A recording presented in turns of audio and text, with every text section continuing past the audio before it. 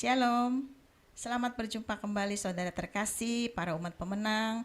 Mari, pada hari ini kembali kita mau puji dan sembah Allah kita yang hidup. Haleluya.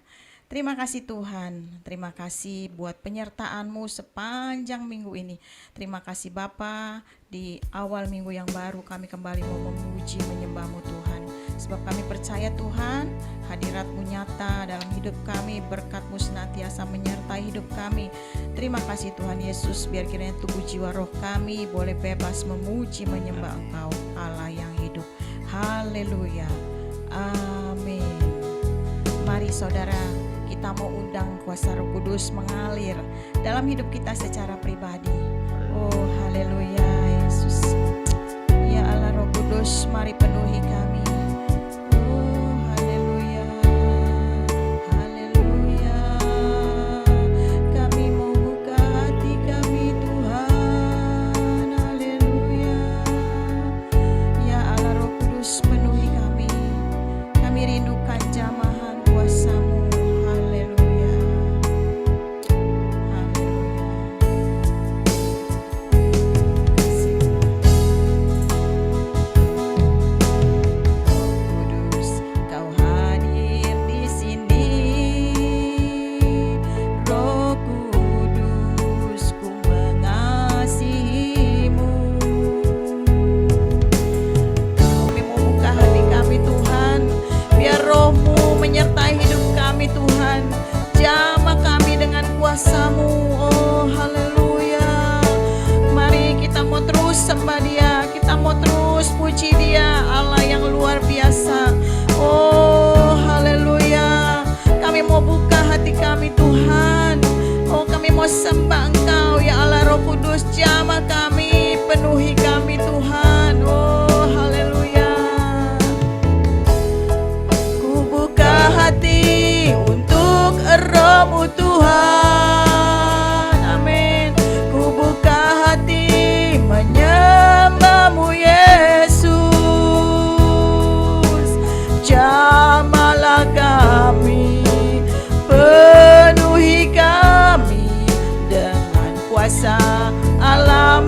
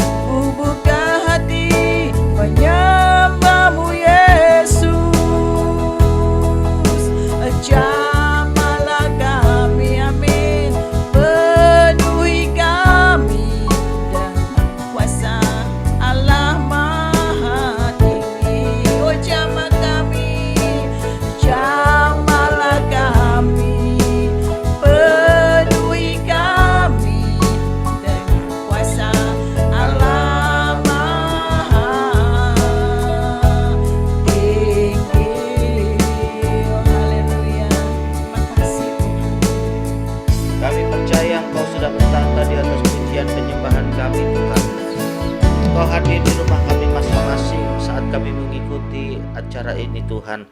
Biar kiranya Tuhan program Worship in Morning ini Tuhan membuat kami semakin dekat dengan Tuhan. Sekarang kami rindu mendengarkan firman-Mu. Berbicaralah Tuhan, sampaikan isi hati-Mu, urapi hamba-Mu, menjadi setiap perkataan dan setiap apa yang disampaikan semua datang hanya dari Tuhan saja. Kami siap menyambut firman-Mu. Dalam nama Tuhan Yesus Kristus kami berdoa. Haleluya. Amin. Amin. Amin. Amin. Shalom, selamat pagi, salam sukacita di dalam Tuhan Yesus Kristus, Juru Selamat kita semua, saudara-saudara, para umat pemenang. Hari ini saya ingin menyampaikan satu firman Tuhan, mungkin sedikit agak provokatif, atau mungkin saudara-saudara sedikit kontroversial bagi sebagian orang. Saya ingin berbicara tentang bahasa roh. Apakah berbicara dengan bahasa roh itu sebuah kesesatan? Apakah berbicara dengan bahasa roh itu adalah sesuatu yang berasal dari setan? Karena saya pernah mendengar ada orang menyampaikan bahwa orang yang berbahasa roh itu datangnya dari iblis atau dari setan. Saudara-saudara yang dikasihi oleh Tuhan, bagaimanakah orang yang dipenuhi Roh Kudus? Apakah harus selalu berbahasa roh? Nah, kurang lebih hari ini itu yang akan kita dengarkan. Namun saya akan sampaikan secara praktis dan saya tentu tidak punya cukup banyak waktu menyampaikan secara komprehensif. Tetapi saya akan menyampaikan supaya kita semua mengerti apa yang sebenarnya Alkitab katakan. Saudara-saudara yang dikasihi oleh Tuhan, kita akan mulai. Hari ini agak cukup banyak ayat karena ini sesuatu yang menyangkut doktrinal. Karena itu biar kiranya saudara bisa mengikutinya dengan baik. Saudara-saudara, Kisah Para Rasul pasal yang keempat Kisah Para Rasul pasal kedua ayat keempat. Maka penuhlah mereka dengan Roh Kudus. Lalu mereka mulai berkata-kata dalam bahasa-bahasa lain, seperti yang diberikan oleh Roh itu kepada mereka untuk mengatakannya.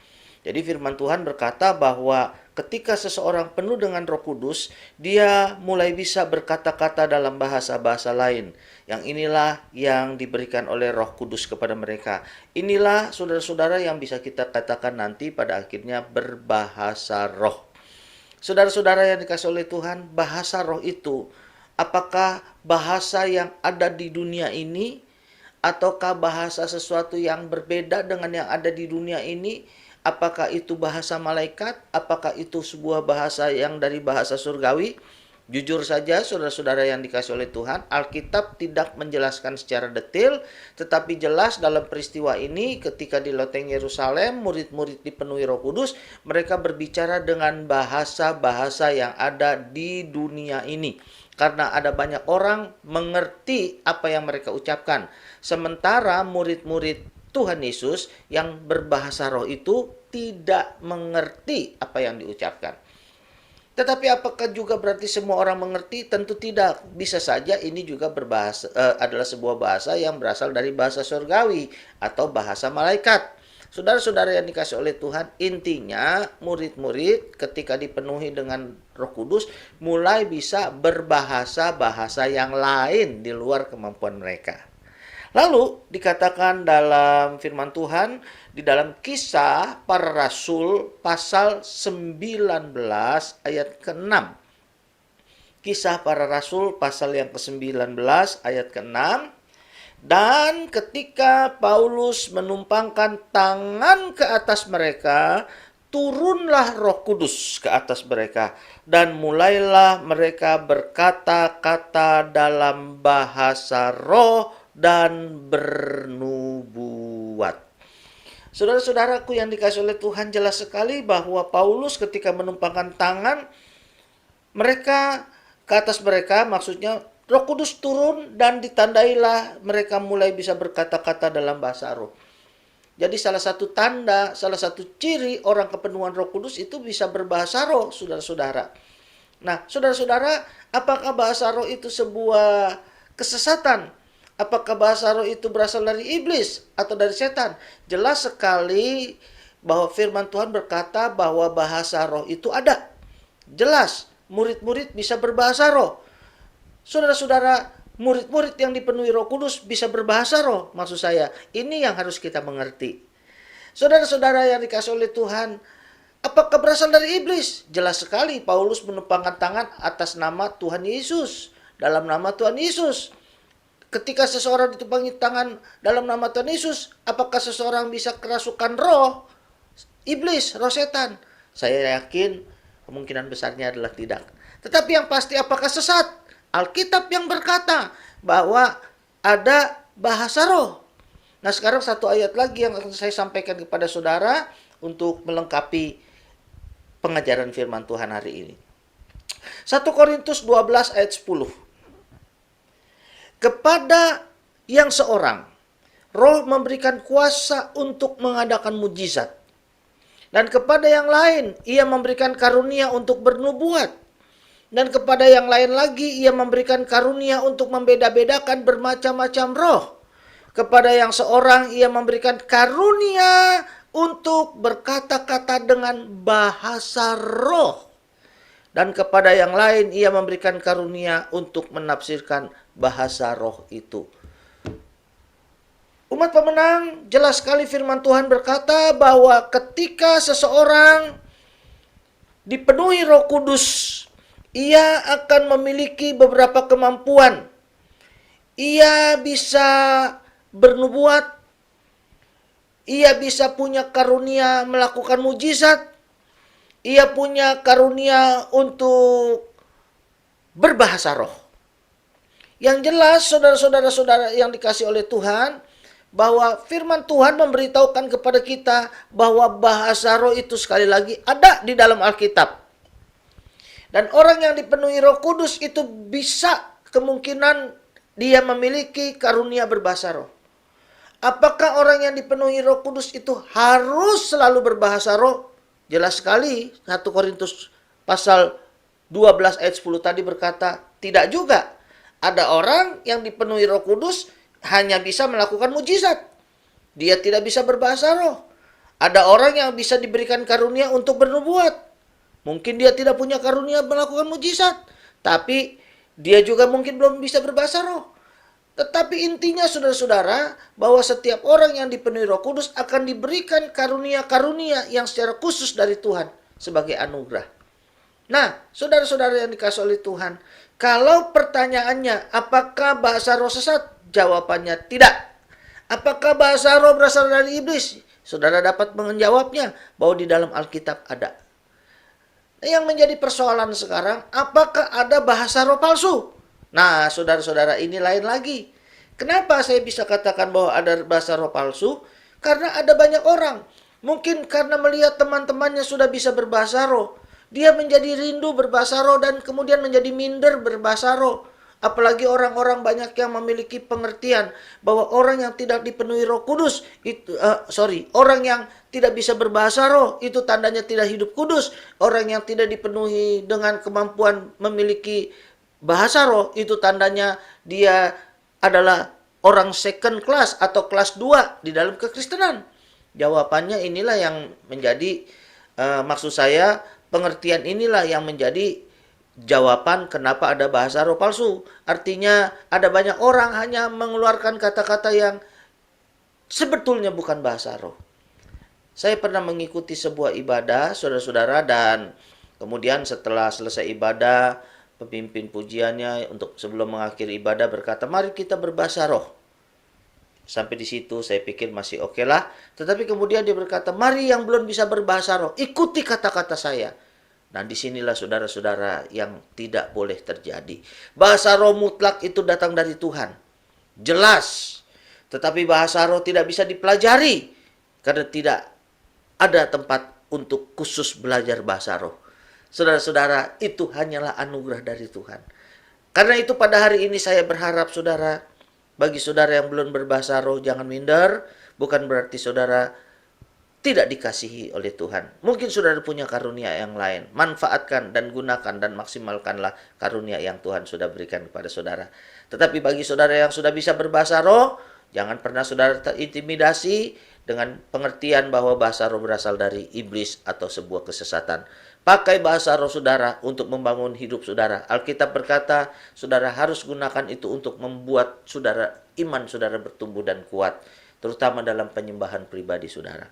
Bapak, Ibu, dan saudara-saudara yang dikasihi oleh Tuhan, saya berharap hari ini firman Tuhan yang saya sampaikan memberikan pengertian kepada kita semua. Tuhan Yesus memberkati. Salam sejahtera dalam Tuhan kita Yesus Kristus. Mari kita datang kepada Tuhan di dalam doa. Haleluya. Terima kasih kepada Tuhan.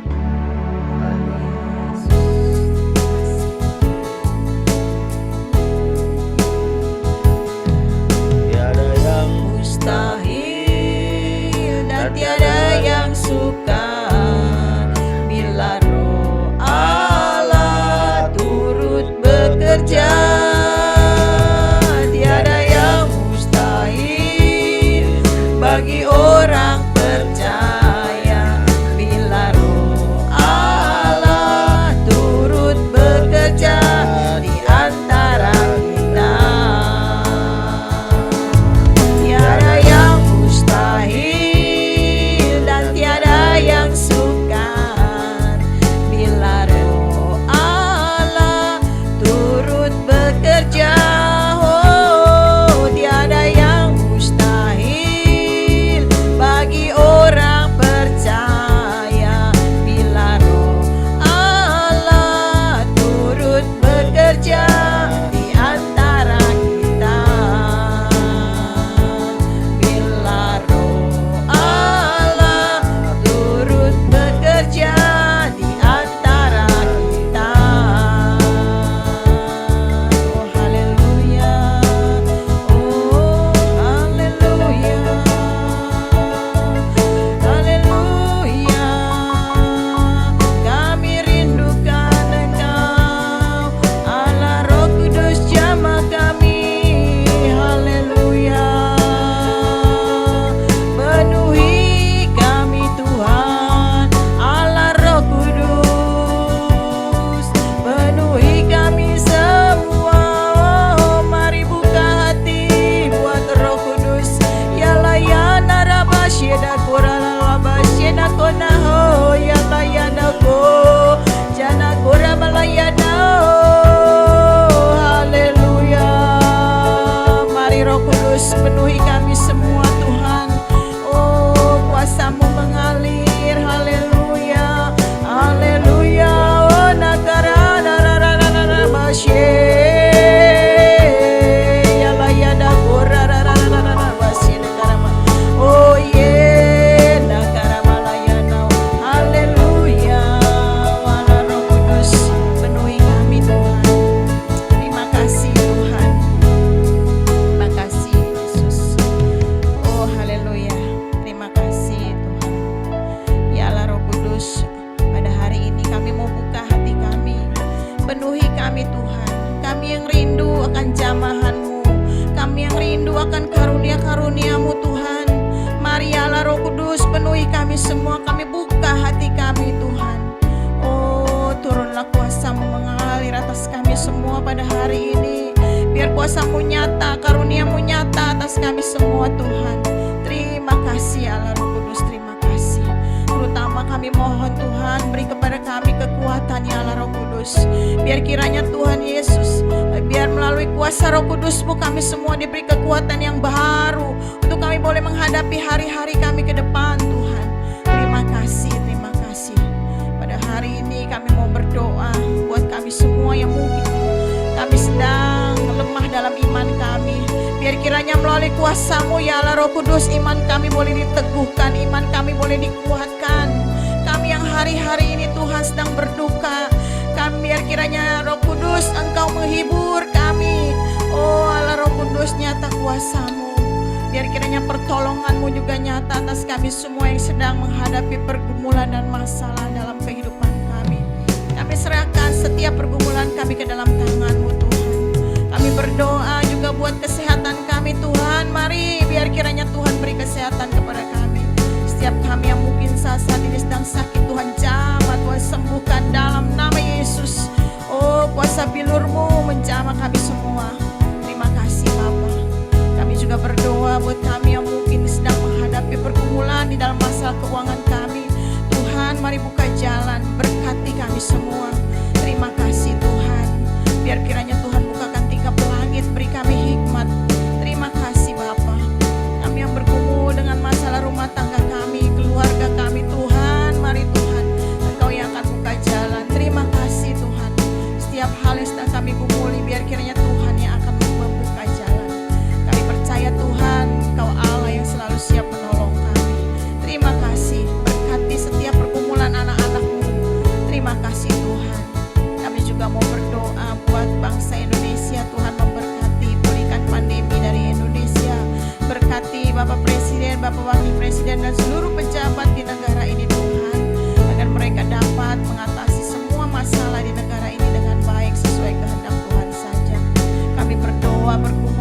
membuat dunia tempat kami berpijak Tuhan. Mari biar kiranya segala cuaca ekstrim, segala bencana alam, ya Bapak, biar kiranya Tuhan yang akan halau Tuhan. Oh, begitu juga dengan masalah peperangan Tuhan. Mari Tuhan berikan kedamaian atas dunia ini Bapak. Terima kasih, kami percaya Kau sanggup, Kau Allah yang sanggup. Terima kasih Bapak di surga. Setiap korban, biar kiranya Tuhan Kau yang akan menaruh belas kasihan-Mu atas mereka. Terima kasih Bapak di surga. Inilah seluruh doa kami. Biar kiranya sepanjang hari ini kami boleh dipenuhi dengan damai sukacita Tuhan. Kami boleh disertai dengan berkat-berkat Tuhan setiap langkah hidup kami. Terima kasih Bapa, kami boleh dihalau dari mara bahaya. Kami boleh diluputkan dari segala malapetaka di dalam nama Yesus. Haleluya. Mari sekarang Bapak, Ibu, dan saudara-saudara, angkatlah tanganmu dan terimalah berkat dari Tuhan. Kiranya semua karunia-karunia Roh Kudus yang Tuhan sudah tanamkan, sudah Tuhan berikan dan Tuhan berkati dalam kehidupan kita, boleh semakin berkembang, boleh semakin memuliakan nama Tuhan. Teruslah berkarya, teruslah menjadi maksimal dengan berkat dan karunia yang Tuhan sudah berikan pada kita. Sekarang terimalah berkat dari Tuhan. Haleluya. Tuhan memberkati engkau dan melindungi engkau. Tuhan menyinari engkau dengan wajahnya dan memberi engkau kasih karunia. Tuhan menghadapkan wajahnya kepadamu dan memberi engkau damai sejahtera. Dalam nama Allah Bapa, Anak, dan Roh Kudus, dalam nama Tuhan Yesus Kristus, dicurahkan segala berkat Allah yang melampaui pikiran kita, mulai saat ini sampai Maranatha, kedatangan Tuhan yang kedua kalinya. Dalam nama Tuhan Yesus Kristus, berkatnya dicurahkan buat kita semua. Haleluya. Haleluya. Amin. Tuhan Yesus memberkati saudara-saudara atas pertemuan kita pada saat ini. Sampai kita berjumpa kembali di dalam Worship in Morning yang akan datang. Tuhan Yesus memberkati. Shalom.